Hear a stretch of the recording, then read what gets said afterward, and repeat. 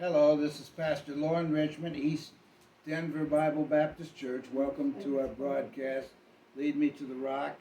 We're talking about grace to seize the moment. We're talking about Esther, as we deal with portraits of grace. And there might have been a time in your life when you've struggled and you've not known what exactly is happening. Maybe some difficult time you're facing.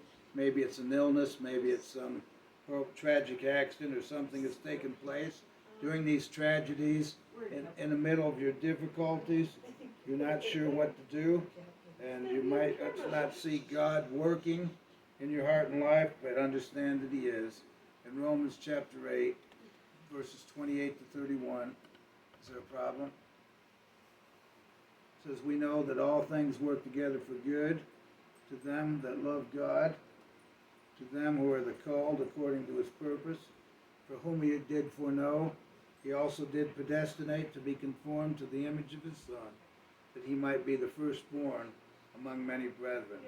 Moreover, whom He did predestinate, them He also called, and whom He called, them He also justified, and whom He justified, them He also glorified. What shall we then say to these things? If God be for us, who can be against us? We're talking about a woman named Esther, who was raised up in the land of actually in Iran, in a capital called Shushan. Many of the Israelites, many of the Jews had gone back to Judah, but she had stayed there. Her uncle was still there. We don't know what had happened, but her parents had died, and Mordecai had taken her into his own house to raise her as his own. And later on, we see this party take place. And during this party, a big celebration, a lot of drunkenness going on and lasting for days upon days. After a number of days of drinking, Queen Ahasuerus wanted to bring his wife in, Vashti, to parade her before these men as his trophy. And yet they were going to be looking at her in their drunkenness, and she thought it was better not to do that. And certainly was a good decision on her part, but it was going to cost her dearly because those advisors of Ahasuerus came to him and said, you know, for her refusing to come to you, she's put you in a bad position. All the men in the kingdom, are going to be facing the same kind of a problem when their wives say, you know what, Vashti wouldn't go into them, so we're not going to go into our husbands as well. So the best way to take care of that problem is to kick Vashti out of the position of queen and put another in her place. So they determined at that time that they would begin to look for another to be queen, and so Mordecai had suggested to Esther that she could be a part of that. And so that we see, number one, the preparation of Esther. The king chose Esther out of all the other women as queen, placing her in a position to minister to the Jews of the Persian Empire. Then we see the influence of Mordecai. We know that there were a number of things that happened. In 540 BC, about 50,000 Jews had returned to Jerusalem, but Mordecai had not done that, and Esther had stayed as well. In Esther 2:5-7, now in Shushan the palace there was a certain Jew whose name was Mordecai, the son of Jair, the son of Shimei, the son of Kish, a Benjamite, who had been carried away from Jerusalem with the captivity which had been carried away with Jeconiah, king of Judah, whom Nebuchadnezzar, the king of Babylon, had carried away. And he brought up Hadassah, that is Esther, his uncle's daughter, for she had neither father nor mother, and the maid was fair and beautiful, whom Mordecai, when his father and mother were dead, took for his own daughter. We see the insistence of Haggai. He's a Gentile. He was in charge of gathering the women and for the king's harem, and Esther was taken as that. She was placed under his custody. But it says, the Bible says she found favor with Haggai, and eventually she was chosen in the 10th month to be the new queen. She had learned that we can trust God's sovereignty and faithfulness. There might be some difficulties that we go through, and we don't always understand things, but God's working in them.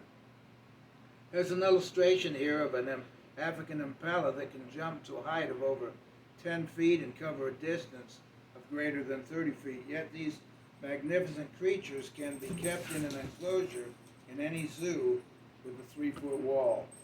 The animals won't jump if they cannot see where their feet will fall. Faith is the ability to trust what we cannot see, and with faith we are freed from the flimsy enclosures of life that only fear allows to entrap us. God doesn't want us to live in fear. We can rest confidently in the fact that God sees the big picture and He's working in His divine purposes in our lives. We see the inclination of Ahasuerus, so we know that he took Esther and he loved her and she became his queen. We see the induction of Mordecai at this particular time. Mordecai becomes the gatekeeper for the king, and he uncovers a plot between Teresh and Bigthan, two of the king's chamberlains, who had sought to kill the king. And when Mordecai uncovered the plot, he told Esther. Esther went and told the king, and these two men were hung on a tree, and the plot was taken care of. But you know what? There was nothing done for Mordecai. There was nothing done for Mordecai at that particular time, despite the fact of what he had done. So God had used these events to save His chosen people. The question that we might have at that particular time is, if God's not working, if God isn't going to reward this person who's done this thing, how can we trust Him? In this particular case, God chose rather to allow Haman to be advanced, promoted. And it would seem like injustice right there, but God had a plan. He was putting Haman in a place where he could use his wickedness to eventually make a great turnaround for the Jewish people. In Esther chapter 3, verses 1 and 2, after these things did King Ahasuerus promote Haman, the son of Hammedatha, the Agagite, and advanced him and set his seat above all the princes that were with him. And all the king's servants that were in the king's gate bowed and reverenced Haman, for the king had so commanded concerning him, but Mordecai bowed not, nor did him reverence. So Mordecai didn't get upset about it. In fact, Psalm 75, 6 and 7 says, "For promotion cometh neither from the east, nor from the west, nor from the south, but God is the judge. He putteth down one, and setteth up another." Mordecai would not bow down to Haman simply because he wouldn't bow down to anyone except his God. As a result of this, Haman becomes furious at Mordecai, and he's so blinded by rage and what Mordecai is doing. He figures against him that he wants Mordecai's life taken, as well as his people who happen to be the Jewish people. We see the pride of Haman, and contention is always the result of pride. Only by pride cometh contention, but with the well-advised is wisdom.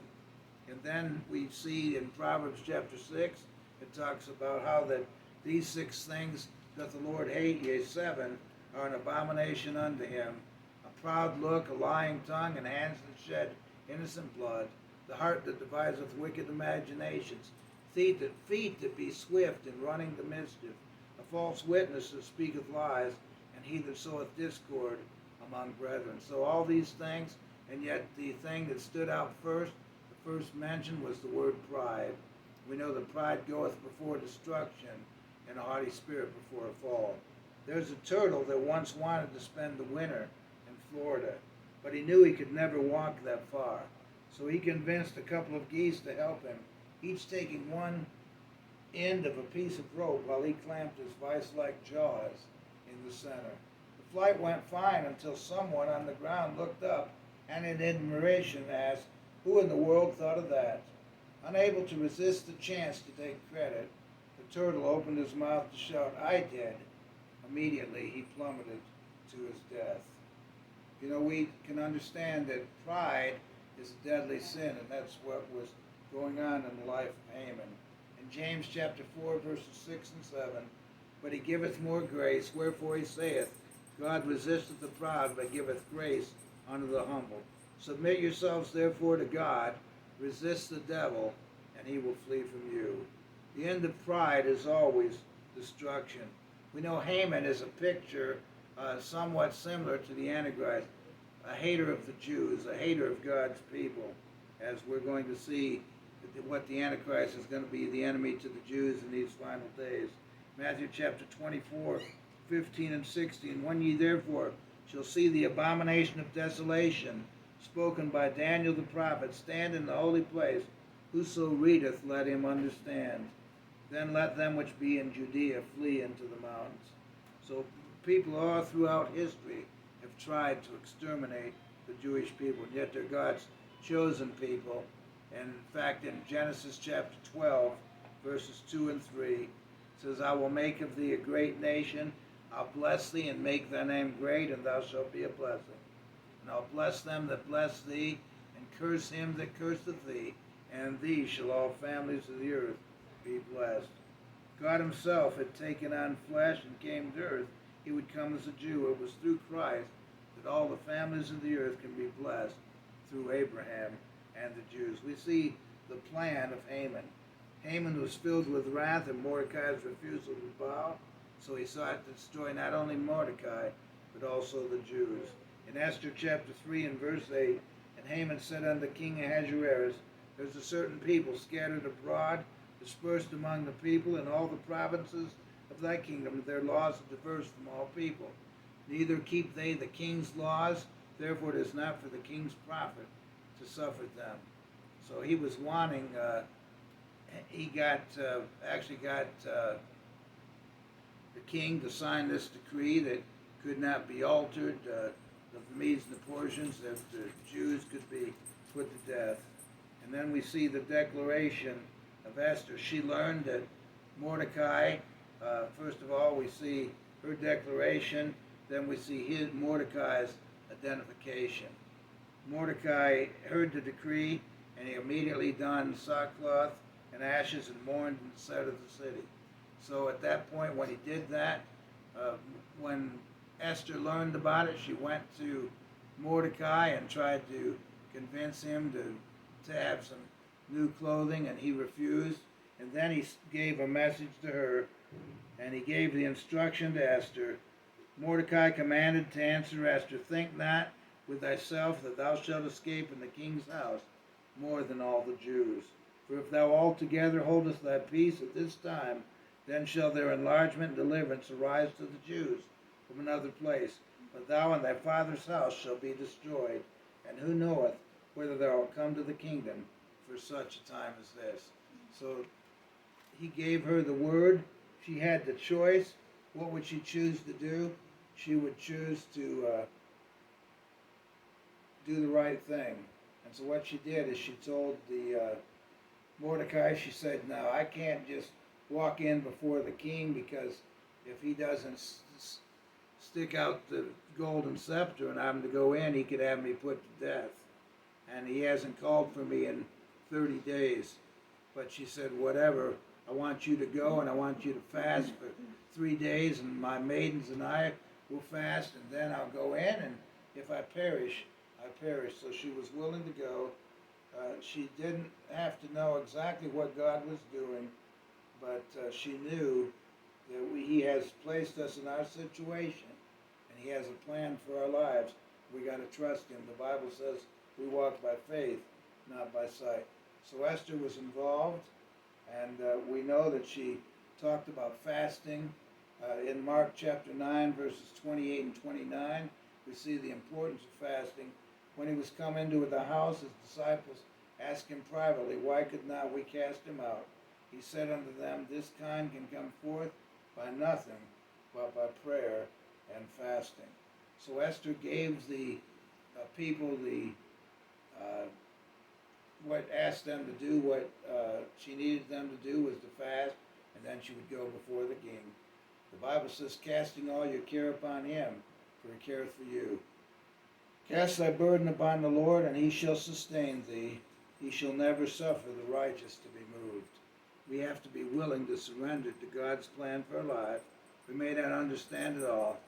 And one of the things that takes place here is that all this time that Haman had been promoted when Mordecai had been the righteous one. Mordecai had been the one who had saved the king, and yet Haman got the promotion. But God had a plan. So one day, Haman, in all his pride, goes before the king, and his plan is that morning to ask that Mordecai might be hung on the gallows which he had built for him.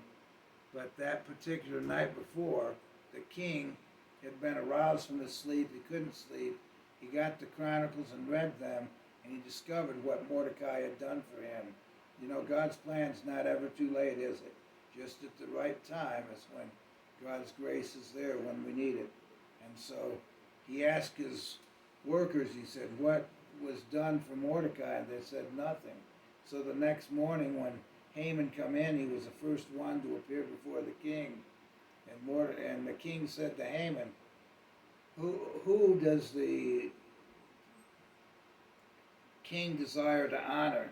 And what should be done for the one who the king desires to honor? And Haman, you know, in his pride, couldn't think of anyone that the king would rather honor than him. And so he said, well, just put the man on a white horse and let someone pull him through the streets of the city and just say, praise to the one whom the king delights to honor, thinking he would be the one that would be led on that horse.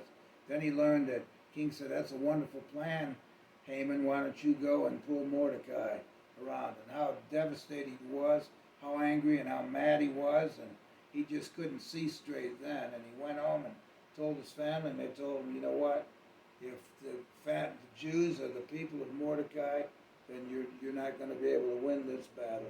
Sure enough, the next day he goes into the banquet that the queen had proposed, and he's there with the king and Esther, thinking he's in a very good position, when Esther all of a sudden accuses him before the king of being a wicked people, a man who was trying to destroy her and her people. And immediately the king goes out in wrath away from the party and the banquet, and Haman throws himself on the queen's bed to beg for his life. The king comes back and sees him in his rage, and thinking he's trying to force the queen, he covers him up, and they take him out, and they hang him on the gallows, as well as his family and his friends, all because of his wickedness, all because of his pride. And you know, whenever someone is so impacted by this huge pride and this desire to comes to covetousness and all that comes with it, not only do they pay the price, but their families do as well. And I trust you see how God's plan works out in those lives. God protected the Jewish people just as he wants to protect us today if we'll follow him. We just need to be willing to have the faith to believe that it's all going to work out in the end. We just got to trust God, just like Esther did, and God will make all things work together for good to them who love God.